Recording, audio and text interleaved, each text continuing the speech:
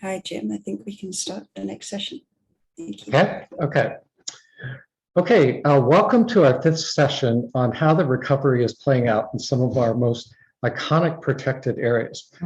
One of the things that we are observing, or have observed actually, is that when at the onset of the pandemic, the majority of the travelers, especially with tour operators, they postponed their trips versus they canceled their trips. And so they were waiting on the sidelines, ready to go. And as the pandemic has eased in some destinations, so has the reappearance of overtourism, especially fueled by domestic travelers. And so what the pandemic has also created is a systemic and market-based opportunity for protected area managers, communities, the travel industry, its massive supply chain, to achieve the mission of and recalibrate tactics to protect natural and cultural resources, provide quality visitor experiences, and benefit local communities. Today, we are honored to have a panel of experts who provide their insights on the challenges and opportunities to affect meaningful long-term change. And so first we have Dr. Martha Honey, the Director for Responsible Travel Consulting. Over to you, Martha. Thank you very much. Let me just pull up my PowerPoint, I hope.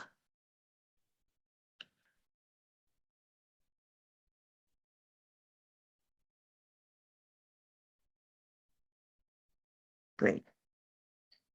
So I'm going to speak about, in the few minutes I have, look at overtourism with a focus on the U.S. national park system. And the central argument is that the U.S. national parks have proved to be highly susceptible to overtourism, both before, during, and after, as we begin to emerge from the pandemic. But at the same time, I think I would argue that the National Park Service is also better equipped than other types of destinations, many other types of destinations, to effectively deal with overtourism. So there is this kind of dichotomy of, yes, it is vulnerable, but it also seems to have the capacity to and the tools to deal with overtourism. This grows out of a book that I was privileged to edit along with Kelsey Frankiel, who is the program manager at CREST. And the book was just published in May of this year by Island Press, which is a U.S. leading publisher on sustainability and the environment. And the book itself includes overview essays for the chapters by leading travel writers, and then about 24 case studies from around the world of overtourism. So what is overtourism, at least as we define it? It's more than just simply overcrowding. It is an excess of tourism that causes degradation to the environment and quality of life. And it is often due, at least in part, to poor management or a lack of governance. Over the last 10 to 15 years, we have seen a confluence of a number of short and long-term factors that have come together to create a kind of perfect storm that has led to overtourism. These include the continuing growth in the number of travelers, both domestic and international, cheap airlines, the growth of the cruise industry and of Airbnbs, and an explosion of social media tools, among other factors. In looking at which places are affected by overtourism, it's certainly not everywhere in the world, and the impact has been uneven. But in doing our book, we identified 5 different types of destinations that seem particularly vulnerable to overtourism: parks and protected areas, beaches and coastal communities, historic cities, World Heritage sites, and some national and regional destinations. In terms of the causes of overtourism in national parks, particularly the U.S. national parks, one of the factors is that the visitation to the park has jumped 40% just in the last decade, from 327 million, from 287 million up to 327 million in 2019. And the reasons for overtourism include a number of factors: the close proximity of many parks to urban areas, affordability, the ease of access, increase in international visitors to our national parks, and a tremendous growth of social media that have in particular included Instagram posts, bucket lists, and selfies that are promoting particular parks or particular parts of parks, what we can call sort of the marquee parks, places like Yellowstone, Grand Canyon, Zion, Yosemite, Rocky Mountain, and Acadia, all of which have experienced up until 2019 increasing numbers of visitors. And this has led to what can be called greenlock or gridlock in natural areas. In terms of tackling over tourism, we saw the national park system actually begin to do so well before the pandemic. The number of visitors to the parks, as I said, had jumped, and they began applying various techniques. They have well-developed strategies within the park system, the US park system being the oldest in the world, over a century old. And so their management systems are well-hewned and well-developed, and they were able to develop tools for overtourism to use in many of the parks. One of the tools used is known as the Visitor Use Management System, and this includes kind of the 3 E's of using education, engineering, and enforcement. By engineering, that means helping travelers in planning trips via new websites, signage, and digital platforms, through advanced reservations, and also to help steer visitors to less crowded parks. In terms of engineering, this involved new, improved, or redesigned roads, parking areas, shuttle services, park entrances, and visitor centers. In Yellowstone, for instance, one of the park entrances developed a fast lane for those with park passes, modeled after the Easy Pass system used on highways in this country. And the third, E, enforcement, involved tools such as reservation systems, managed access, permitting, and visitor caps.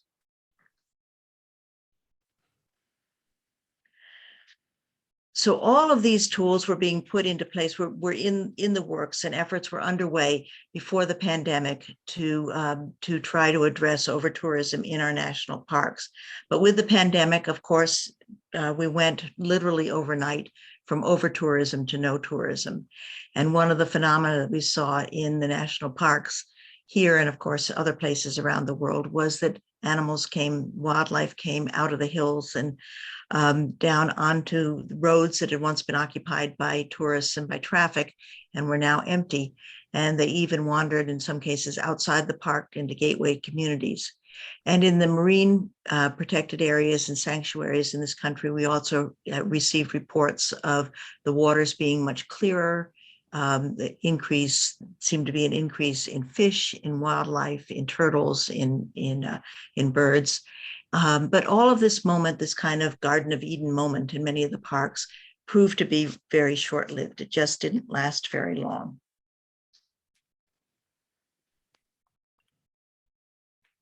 And instead, what we've seen is a return, as tourism has returned, not the way it was before, but with a new normal. It has come back with new demands, new desires on the part of the travelers, and also some new realities in terms of the destinations. And this has affected the national parks in terms of the types of destinations that are most likely to see reemergence of overtourism. I would say in this country, we're seeing it most in the national parks and also in beaches. And national parks, because they are easy to drive to, outdoors, healthy settings, small groups, and social distancing is possible. So all of this has led to, unfortunately, a resurgence of overtourism in a number of the parks. And at the same time, the national parks do have the capacity, as I was outlining earlier, to to continue to develop tools to deal with overtourism. And this is what they have done. They sort of picked up where they were before the pandemic and have begun to use some of the same tools to address overtourism. According to Donald Ledbetter, who is the tourism head for the National Park System, he says that the VUM tools of education, engineering, and enforcement that were used pre-pandemic are now being used post-pandemic for trying to deal with overtourism. So the general framework for how to deal with overtourism has remained largely the same, but there is a much stronger emphasis, of course, on public health in terms of what they're doing. And there also is a stronger emphasis on giving lots of local leeway to the parks to do what they feel needs to be done at the local level, at the park level. For instance, what we've seen is in the Rocky Mountain National Park in Colorado, they have for the first time are using timed entry permit systems and also advanced reservations for campsites and other facilities. And in Yellowstone, they've developed a 3-phase COVID-19 reopening plan in close consultation with the surrounding communities, and also with a strong emphasis on the health conditions and meeting the health demands. Just 1 minute left, please, Martha. Okay, thank you. So what we've seen is that we're continuing to see in the national parks a kind of dual effort going on. One is to address, one is two realities going on. One is the reality of continuing overtourism, but also the reality that the parks are in a good position to try to address, better than a lot of other institutions, to try to address overtourism because they have strong public support, because they have guaranteed funding from the US Congress, and because they have a long history of management.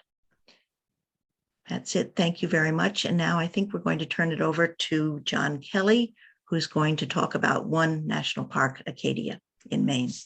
Yeah, thank you so much, Martha. And yes, we're going to have next up is John Kelley, who is a management assistant for Acadia National Park, one of the iconic parks that Martha mentioned that is in the northeastern part of the US in the state of Maine. So over to you, John. Okay, I'm not able to share my screen yet. I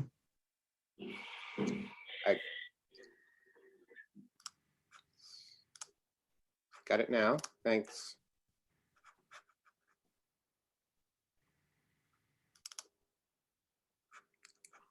I trust everyone can see that. Yes, that's great. Thanks, John. Great, thank you.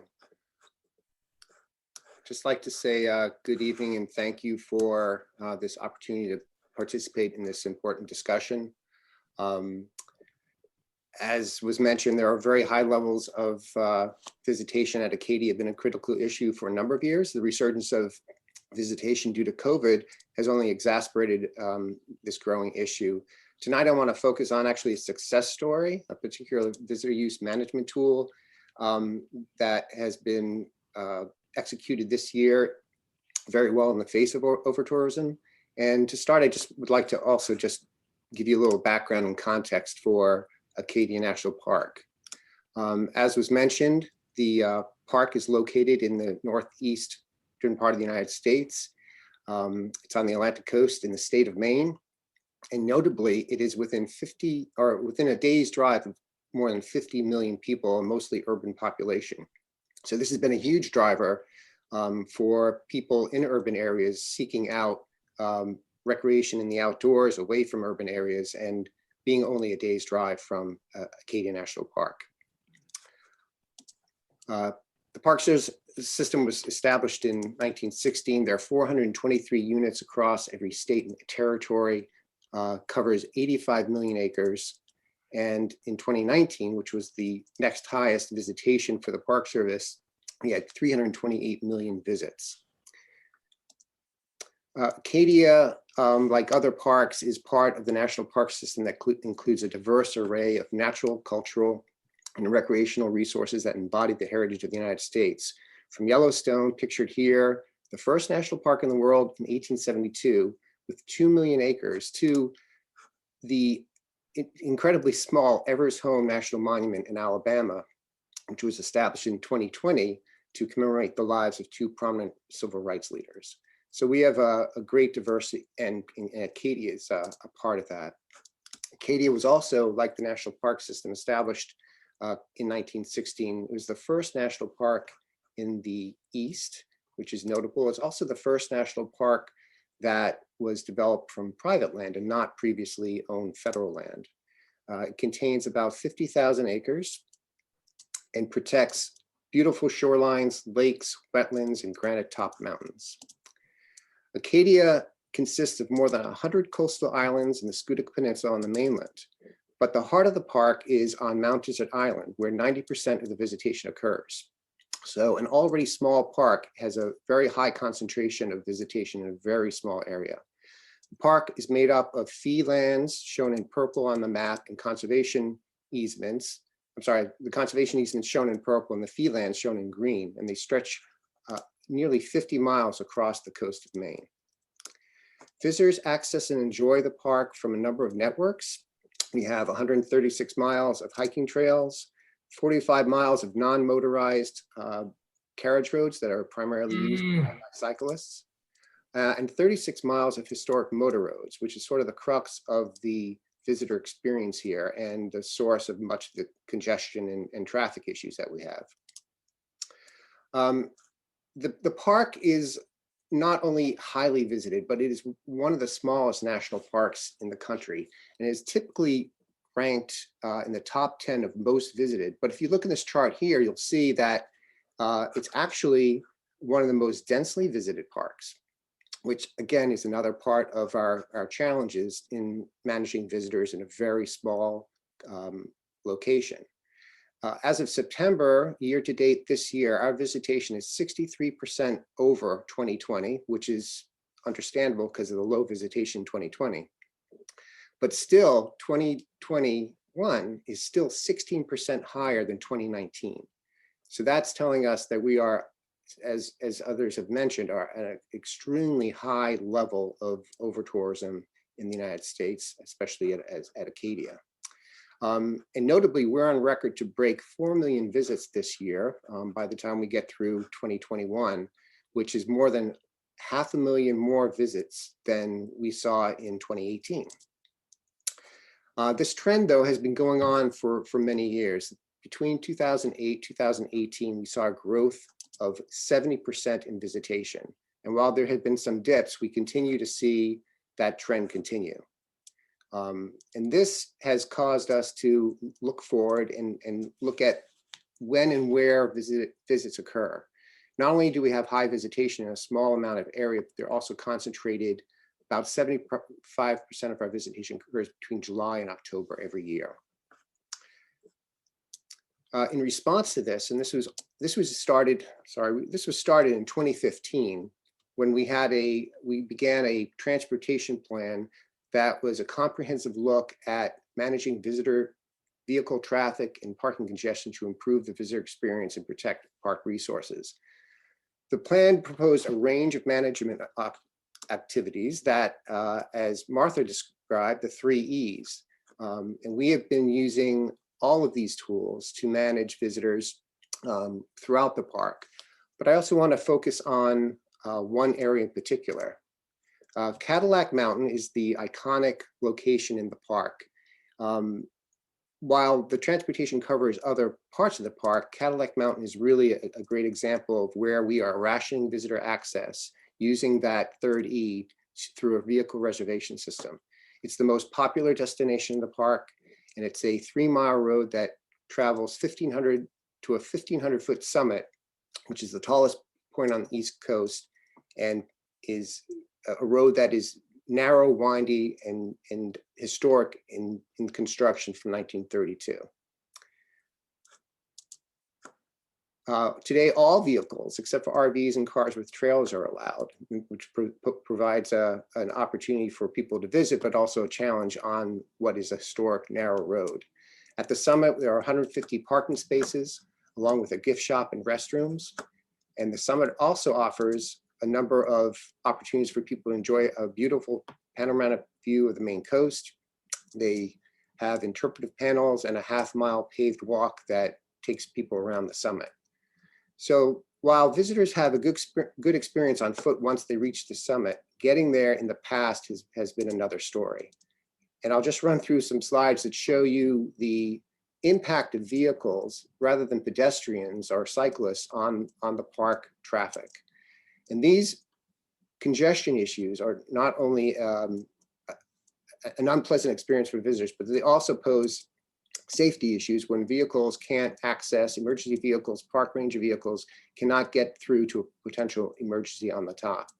The most popular times are sunrise and sunset, which in the darkness at either end of the day poses additional issues. So this is just a sample of what Cadillac Mountain looked like prior to this year. We also had conflicts between vehicles and pedestrians, bikes and vehicles. Over parking caused people to park anywhere they can outside of the designated spaces, which increased erosion, damaged vegetation, and in some cases, people's efforts to park outside of a designated area created some interesting safety issues for themselves. Cadillac Summit Road was under a vehicle reservation system in 2021. It included the entire 3-mile road, and it was intended to address severe road congestion, overparking while improving the visitor experience and safety. Vehicle reservation system was run from May through October. Everything was available online. There were timed entry without a requirement to leave the area. And each reservation was validated by a QR code scanned either on someone's phone or through a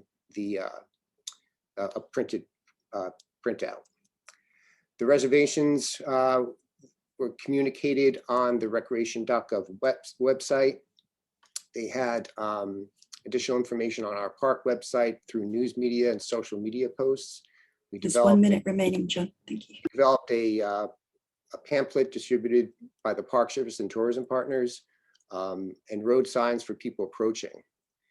We also had to deal with new infrastructure and staffing and being able to scan reservations along the way. So in the end, our reservations were very successful. We sold 200,000 or 85% of them.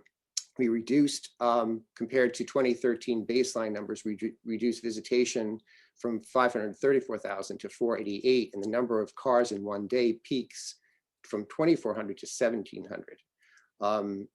We got very good reviews on the rec.gov website, and some lessons to be learned is to set reasonable expectations for systems like this, not to expect perfection, be adaptable to changing circumstances, and offer visitors alternative experience if they can't get a reservation. And most importantly, communicate broadly, early, and continually. Thank you. Thank you so much, John. And next we have Professor Amran Hamzah from the University Technology in Malaysia. So over to you, Amran.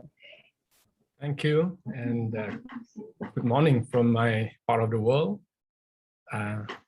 My topic is regarding domestic overtourism patterns in Asia or Asia protected areas, and I would like, please, Maddie, to help me with the slides. Next, please. So I will talk about the pre-pandemic or tourism in the pre-pandemic and now the post-pandemic, and in between, I will stress a bit more on what is called the social construct or social construction of nature that has influenced tourist behavior in protected areas in Asia. Next, please. Thank you, Martha, for giving the definition of overtourism, and it is certainly beyond just numbers, and it is also common in Asia, especially in marine protected areas. You can see that they have all very vulnerable. Southeast Asia is very popular for island coastal tourism, and the common problems like improperly treated sewage and the depletion of marine ecosystems, and also the problems of overcrowding, congestion, and irresponsible tourist behavior is common across the region. So next, please. This has led to even temporary closures. I think the very famous Koh-Phi or Phi Islands, where they filmed the beach starring the very young Leonardo DiCaprio then was filmed, and Boracay Island in Philippines had to be closed for several months. And this was before the pandemic. I do not know what is the situation now, but I think the pandemic has given them a more breathing space. But it is, I believe, it's just only the tip of the iceberg, because all over Southeast Asia, many marine protected areas are on the verge or at the tipping points of the overtourism. And there have been attempts in the past of using carrying capacity, whether or not it is not using the right tool, or whether or not they are not focusing on real issues. That is another problem. Next, please.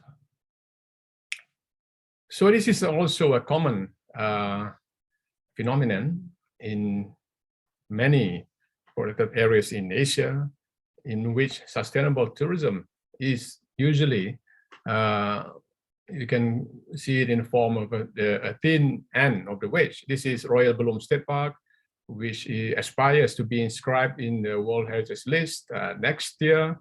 And this is one boat which is taking tourists. And now, you know, as more tourists come in, and the government felt that they needed to provide infrastructure. So next, rather than build a solid infrastructure, there's a temporary pontoons will do it. But again, it is doing the same, causing the same impact and bringing more tourists to the very narrow passages leading to the hinterland, leading to the more, what do you call this, dense forest. So this is common all over PAs in Asia. Next, please.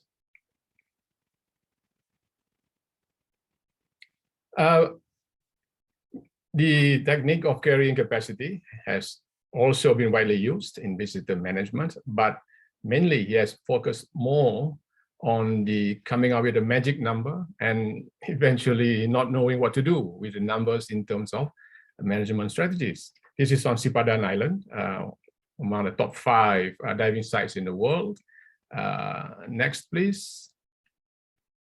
But if you look at closely, maybe we have been focusing too much. 120 divers are allowed on Sipadan, not based on any scientific evidence. It's just based on the National Security Council's decision, because this is a very geopolitically sensitive area in between Malaysia, Sabah, and the Philippines. But you look at closely, it is the swimsuits worn by the same 6 divers that appeared in the previous slide, and those very colorful, garish batik diving suits.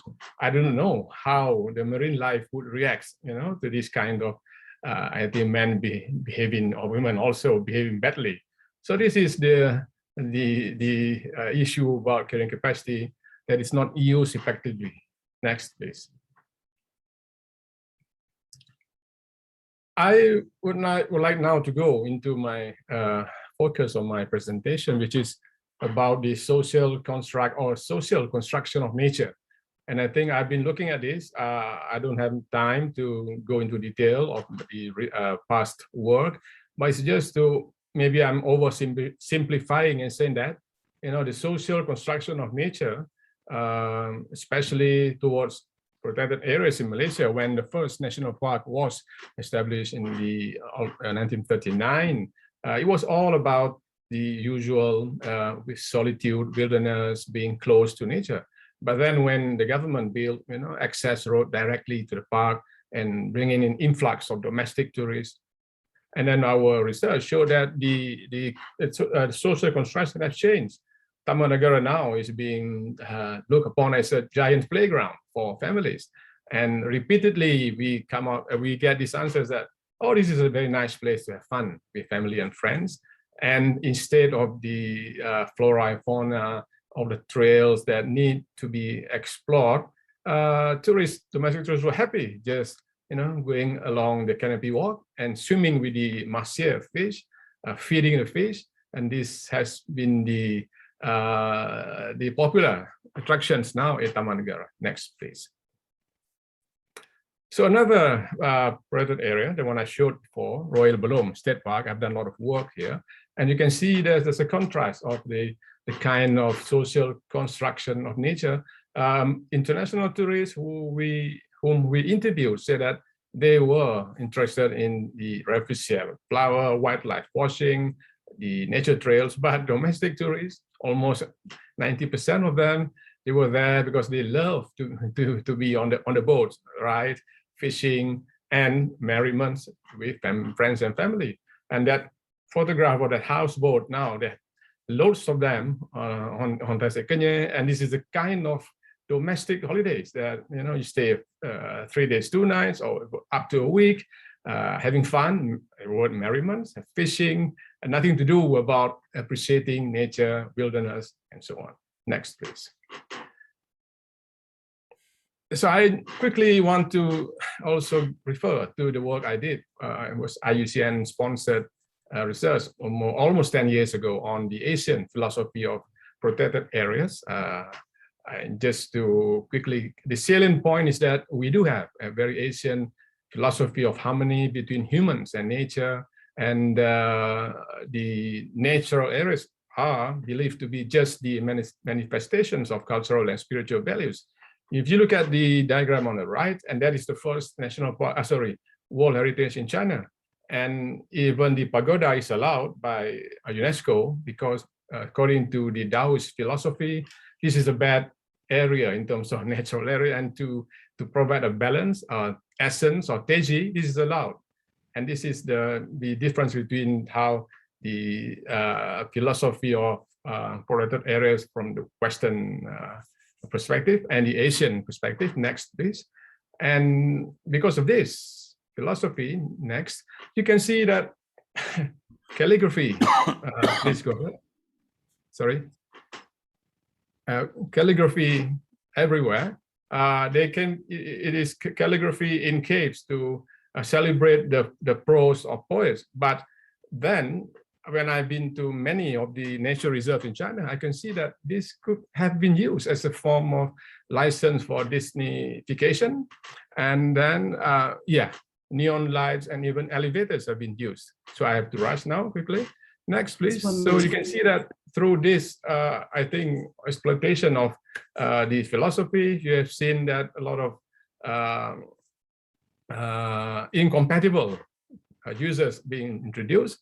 And during the pandemic, there have been a lot of surveys being done, and most of the Asian tourists said, yeah, we will change our behavior. But what happened after that is just the same, revenge tourism. Next, please. I just try to finish 1 or 2 slides. And this is the irresponsible tourist behavior that is common in Asia now. Next. And so what we are trying to do is really a very, very huge challenge, how to change the social construction of nature, which requires not only the 3 E's, education, engineering, and enforcement, but the engineering will involve social engineering. So next, please. And this is a project sponsored by UNDP. We're trying to increase the depth of the ecotourism experience through this non-consumptive wildlife tourism, so that we want to change the whole branding of Royal Belum State Park for the industry players, for the tourism players too. Next, please. And finally, let me just conclude that this has been on the left, the traditional roles of PAs in Asia. But now, since all these changes to the tourism behavior, probably we should put public enjoyment as number 2 after conservation. So next, final slide is just to say that there's a lot of work to be done. We have been doing it in the post-COVID landscape, especially now to look at how we can focus on the social construction of nature among domestic tourists in Asia. Thank you very much. Thank you, Professor Hamzah. And next we welcome Dr. Bill Borrie, an associate professor at Deakin University. And so over to you, Dr. Borrie. And thank you for the opportunity to speak this evening. Can you hear me? Yes, we can. Terrific. I'm going to reinforce some of the themes that Anna, John, and Martha introduced and expand on visitor use management. The psychological and the physical effects of lockdowns and other interventions in this time of a pandemic, they've been well documented. And one of the clear ways that people have coped and will cope is to seek out and spend quality time in the outdoors. They're the safe places, the safer places.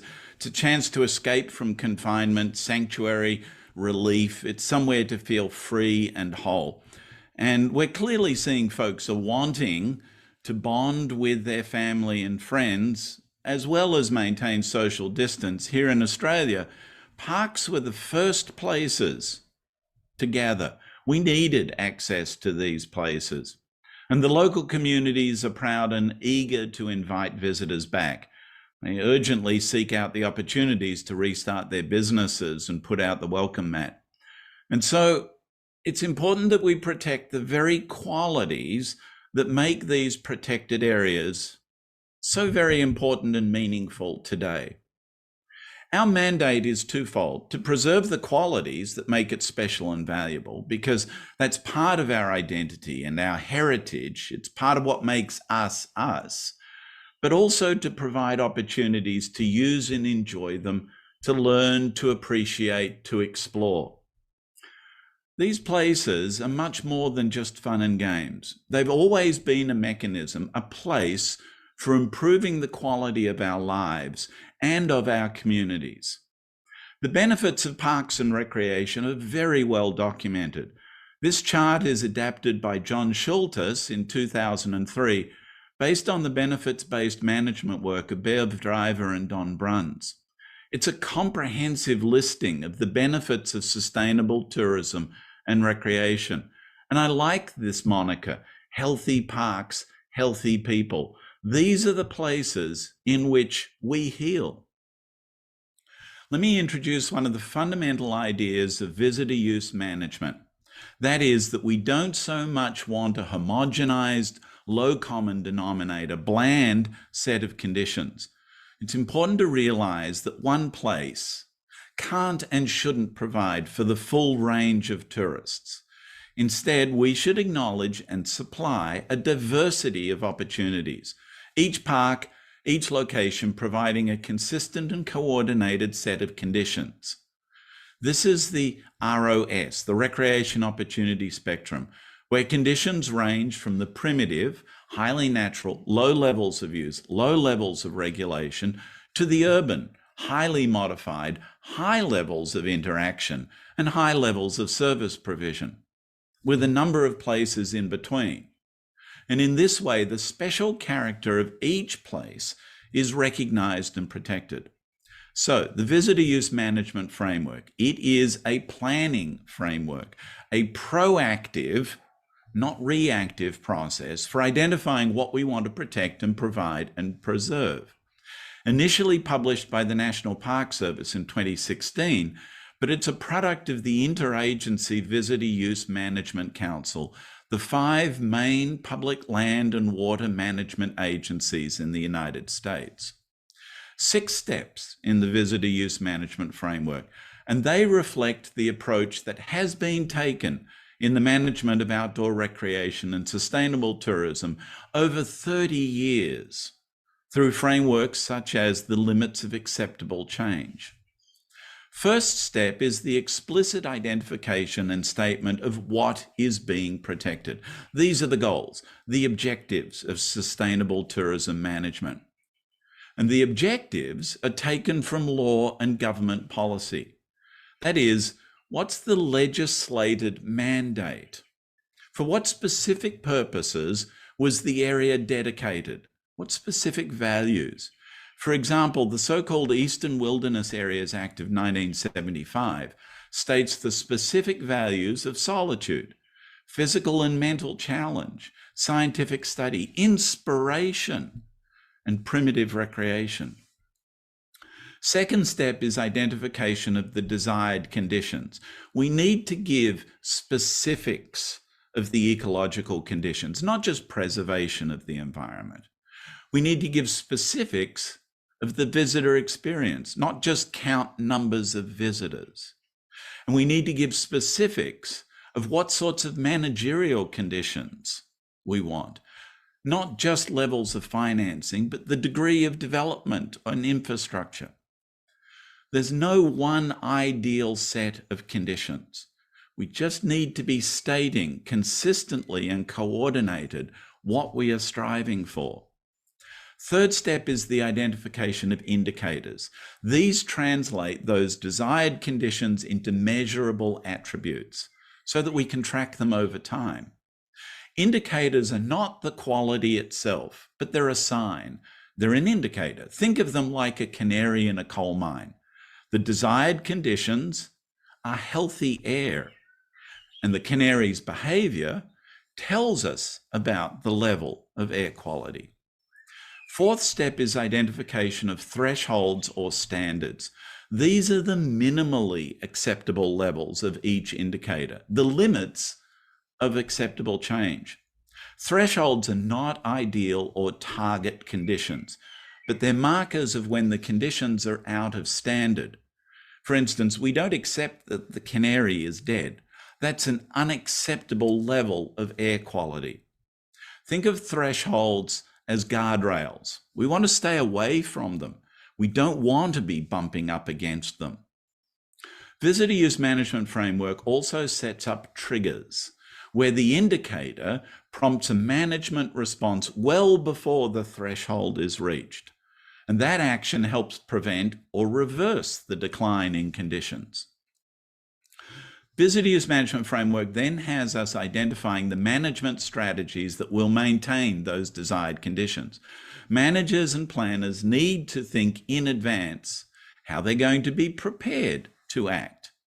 And I would add that many argue that limiting use should be a strategy of last resort. Instead, the 3 E's, the 3 sets of strategies, should all be used first. Lastly is monitoring of the desired conditions, using the indicators, asking what's going to be measured and why, where is it going to be measured, who's going to do the measurement, how often are the measurements going to be taken, and what sorts of analysis will be required and who's going to do it. Monitoring is such a big part of the Visitor Use Management Framework. There's a whole guidebook on monitoring. So, Visitor Use Management Framework, it is the current and best professional practice for sustainable outdoor recreation and tourism. And I'd suggest while today's situation is challenging, the need for such a forward-thinking framework is more urgent than ever. I go through the framework because it is a product of a lot of good thinking and application over decades. And I'm concerned that decisions being made in the context of recovery from COVID will be less thoughtful and less based on theory and research, and not done for the benefit of maintaining quality and sustainable tourism experiences. If you'd like to read more, you can download the guide for free and perhaps read our chapter in the Handbook of Sustainable Tourism. Thanks, and I think we have time for questions. Thank you so much, Bill. That was really excellent. And I'd like to thank all the speakers. Thank you, Martha, John, and Amran as well, for your insights into the resurgence of overtourism in protected areas and crisis recovery. It was really fascinating to hear about the application of the Visitor Use Management Framework and the 3 E's as a practical tool to address overtourism in recovery. And to think, for the first time, I think, Amran, about the impacts of colourful diving suits on fish in coral reefs. I will be careful about my fins in future. Thank you. So we have some really great audience questions, which we're going to dive into, and we'll take as many as we can. So first of all, I'd like to take a question from Jordan Khan, who says that in developing countries, especially in the Caribbean, we've been moving away from sun, sea and sand tourism to nature-based tourism, which is seen as a new economic product to exploit. But it's resulted in over-tourism on our small islands with a major impact. How can conservation organizations work with customers to stop this before the public and private sector to catch up with really implementing sustainable tourism systems? So open the floor. Who would like to respond?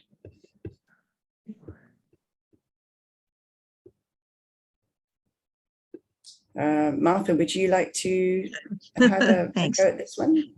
Yeah, so the question is that overtourism is being caused by nature-based tourism, by ecotourism, is that right?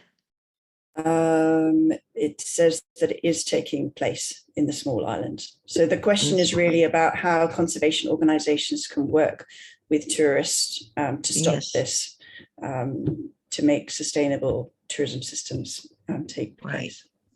Well, I think it also needs to be with the government, because the government, the Park Service, also needs to be involved in terms of, you know, really taking something like the VUM concept and trying to figure out what kind of limits need to be in controls, and what kind of, you know, traffic and building, everything. You need to have a master plan. You need to have a plan for how to address this. But I think you can't leave out government. They've got to be involved as well. Thank you, Martha. Would anyone else like to dive into this one? I would like to mention that the challenge is that there's so much out of our control for messaging and communications with social media. As Martha has mentioned before, the challenge is we can communicate through all these channels and use our tourism partners, the Office of Tourism, and all of these resources, but still the more powerful message is coming from someone's Facebook post or Instagram post. And that gets exasperated. I think sometimes there can be a conflict between one agency saying, please come to our area, and others saying, no, we actually have enough, thank you. Or we need to manage them differently. Or what social media is saying, putting out Instagram and Facebook and so on, versus what the Park Service may be trying to say.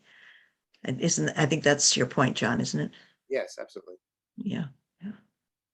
I would like to add by saying that I think we should also focus on how do we curb greenwashing, because greenwashing now, I think governments also seem to think that greenwashing means sustainable tourism, and it is not, you know. So how do you educate governments also that this difference between what is sustainable tourism and what is greenwashing? Yes. It's not just about the huge numbers that we saw. We saw very different behaviors from people who really didn't know what a national park was about. And so it wasn't just as people have mentioned, not just the enormous amount of numbers, but it's also the behaviors and the education cycle for a park like Acadia, where we have a lot of repeat visitors who, you know, gradually learn over time, was lost on many, many new visitors. First-time visitors. And these new visitors were people who were, they were just had wanted to get out in nature after being pent up because of the pandemic for so long. It seems that way. Yeah. Sorry, I'm going to move to another question. Thank you, which comes from Christopher. He says that overtourism has a negative impact on biodiversity, and he's seen some park authorities increase entrance fees to help regulate the numbers of tourists as a mitigation strategy. So he asks, apart from the visitor use management program framework, what are other commendable strategies which maybe don't affect park revenue to mitigate overtourism's impact on biodiversity? Thank you. Well, Acadia National Park does charge an entrance fee, as do another 100 or so parks across the system, but it's not intended as a disincentive to visit. A 7-day vehicle pass for a carload of people is $30 for Acadia. So what we've confronted the issue with more onerous, one of those E's is to actually limit through reservations the number of vehicles that can enter Acadia Cadillac Summit Road at any one time, because all the other tools we were using were not effective. And I would add that I think that there is an underlying current in Christoph's question, which is, as local communities have become dependent on these revenue streams, and management agencies have become dependent on these revenue streams, the pressure to maintain or to increase those revenue streams go up. There are a number of approaches to allocating use, and certainly using differential fee structures is one way of encouraging or discouraging people. But there is an equity question of who can afford the fees, and therefore who is being encouraged and who is being discouraged. Thank you. I think that's a very really important good point, Bill. Yes, very important Particularly point. in developing countries. Yeah, I think. I would Sorry. please go ahead. No, go ahead, please. Yeah, I also support the view that pricing has got to be related to any form of carrying capacity threshold limit. And in developing countries, we use carrying capacity or limits of settable change without looking into the pricing structure. Once you do that, you can increase yield and reduce volume. But at the same time, do you create an elitist park? So I think that's also the conflicts. A lot of feedback that we got, because we charged a $6 fee for each vehicle reservation, and it wasn't necessarily the $6 fee, but it was the I guess entitlement or sense that no one should be paying anything to enter a national park. So there's more of a philosophical issue there than a hindrance to enter. Mm-hmm. Thank you. Yeah, Martha, did you I like to would. add? I just wanted to add that this is a really important question. I think, and the equity question. I think that for parks, it is totally reasonable to charge foreign visitors a lot more than locals pay, and that you should have a tiered structure with school kids and others who don't have means being allowed into getting into the parks free or very, very cheaply. But I think it is totally appropriate to have foreign visitors who've traveled a long way to get there pay, what in the scheme of things is not going to be very much, $100 or whatever, to get into to make use of the parks, because they're not paying with their taxes. They're not supporting the parks in any other way. And so I think that one of the challenges is trying to keep it accessible for locals, but uses the revenue stream the foreign visitors who are coming, because they're not going to not go to a park after coming all this way if it's $30 or $100 as opposed to $3 they will pay. My Thank you, reaction Martha. to that, Martha, is very localized, because Acadia is 2 hours from Canada. So the local businesses would be absolutely opposed with dissuading Canadians when the Canadian dollar is good, business is good in Bar Harbor. So that's the other side of that issue. Yeah. Okay. Thank you. I'm going to try and take one more question before we close, if I may. And there's a lot of questions, so it's hard to select. But there is one regarding local communities. They ask, how does overtourism impact on local communities and residents who live in or adjacent to national parks? And are there any current tools to mitigate those social impacts? If anyone would like to comment. And Amran, I know you've done a lot of work on social impacts of tourism.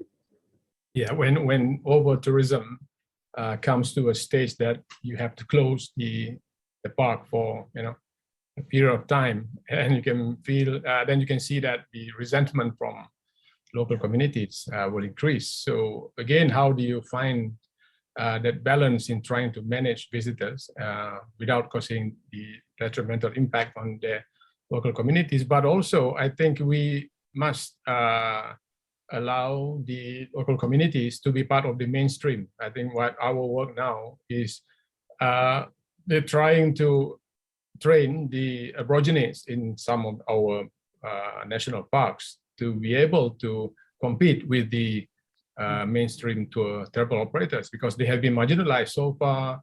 They've been working for them, but it's a huge challenge. And I think overtourism will either disrupt their income, or will not allow them to be part of the mainstream tourism. Thank you, Amran. Would anyone else like to comment on local communities? Well, it's a love-hate relationship here. I'm both a Park Service employee, of course, but also a resident of the town. And while it's great for business, many locals are kept away from using and visiting their downtown because it has reached a point where it's just beyond anything people want to deal with, just to go food shopping or have a dinner out. And so it does push out residents from really enjoying their own town.